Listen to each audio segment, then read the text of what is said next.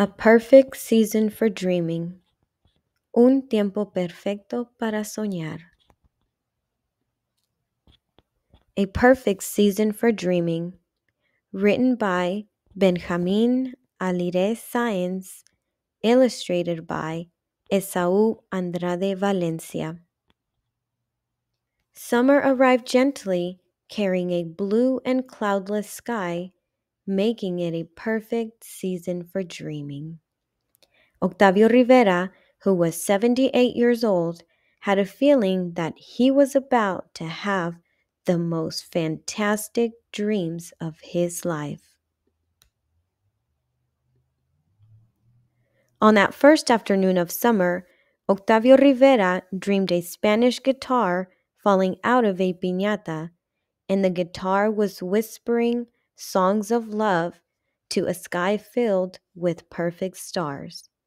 And when Octavio Rivera woke, he told no one about his dreams. On the second afternoon of summer, Octavio Rivera dreamed two giant turtles falling out of a piñata, and the two turtles were kissing, and in the moment of that kiss, a flame shot out into the sky. And when Octavio Rivera woke, he told no one about his dreams.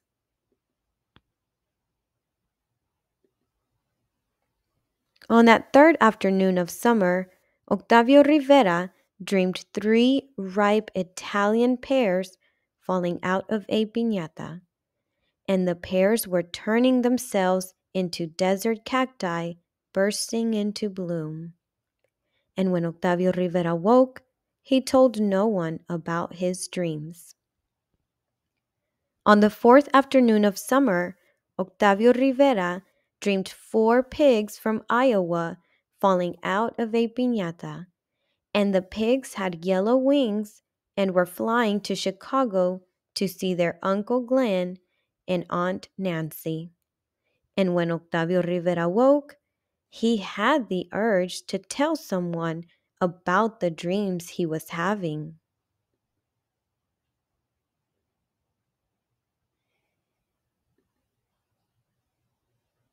On the fifth afternoon of summer, Octavio Rivera dreamed five coyotes dressed in mariachi outfits falling out of a piñata, and the coyotes were escaping from Tencha's Cafe on Alameda and heading towards Denver in an old beat-up tractor. And when Octavio Rivera woke, the urge to tell someone about his dreams was very strong inside him. And so he thought to himself, who should I tell? Should I tell my son?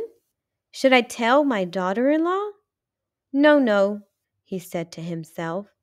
My son and my daughter-in-law would only think I was finally going crazy, and they would shake their heads. And so he kept his dreams to himself and told no one.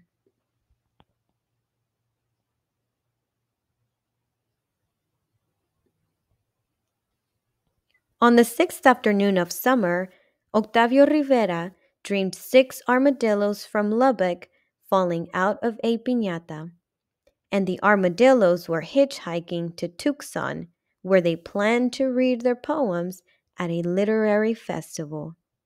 And when Octavio Rivera woke, the urge to tell someone about his dreams had grown stronger and stronger. Should I tell my younger brother Marcos? He asked himself. No, my younger brother Marcos would only laugh and tell me I was a foolish old man. He would tell me I was too old to be having such dreams. Such dreams were only for children. And so he kept his dreams to himself and told no one.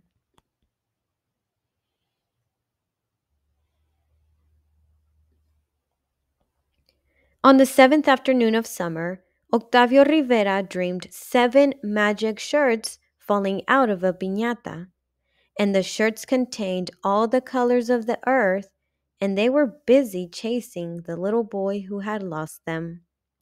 And when Octavio Rivera woke, The urge to tell someone was so strong that his heart was beginning to hurt. Octavio thought a while and then asked himself, "Should I tell my best friend Joe?" He shook his head. No, no. My best friend Joe would tell me that I had indigestion and that I should stay away from eating gorditas and chorizo and all the foods I love to eat. No, I won't tell him. I won't tell my son or daughter in law. I won't tell my brother Marcos, and I won't tell Joe. So he kept his dreams to himself and told no one.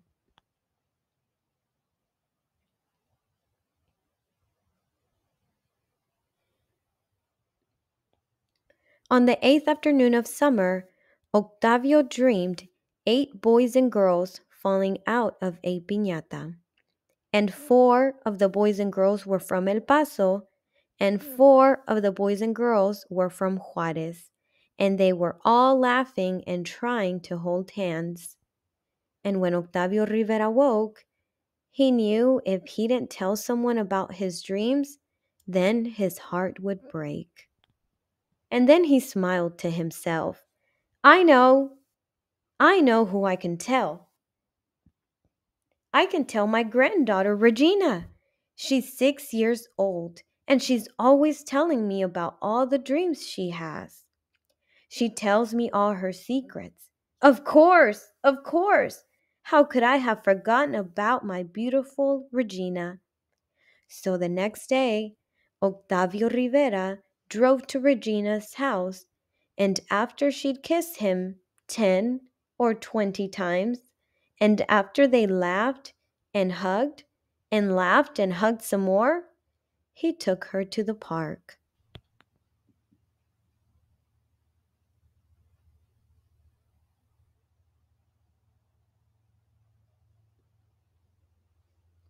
And when they got to the park, Octavio Rivera laid out a blanket in the shade of a tree that was older than he was and told Regina, I want to tell you about the dreams that have been visiting me.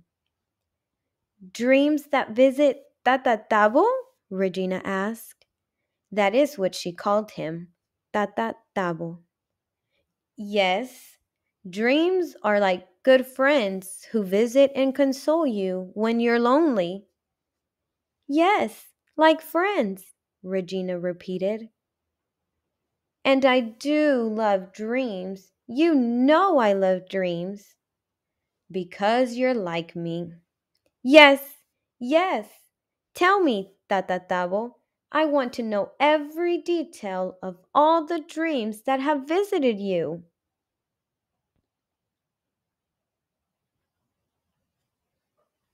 You see, querida Regina, those are all the things that were falling from my piñata in my dreams.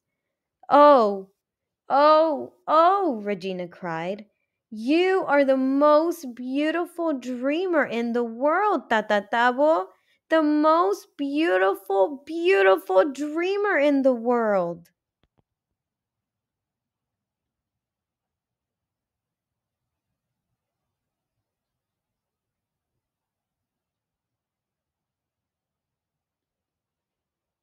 When Octavio Rivera came home that afternoon, he was tired, but he was at peace because he had told Regina about his dreams, and it had made her so very happy. He noticed that it was almost time for his daily afternoon siesta.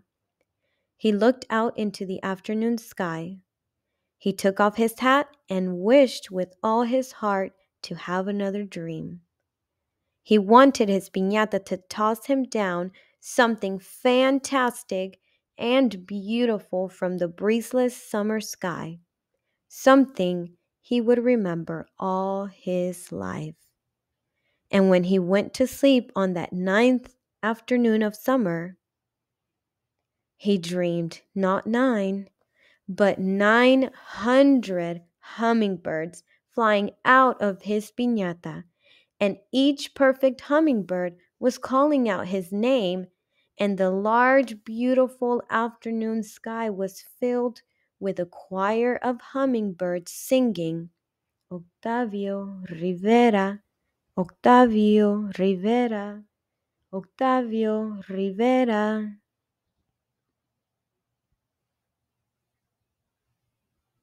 Y colorín colorado, este cuento ha terminado. The end.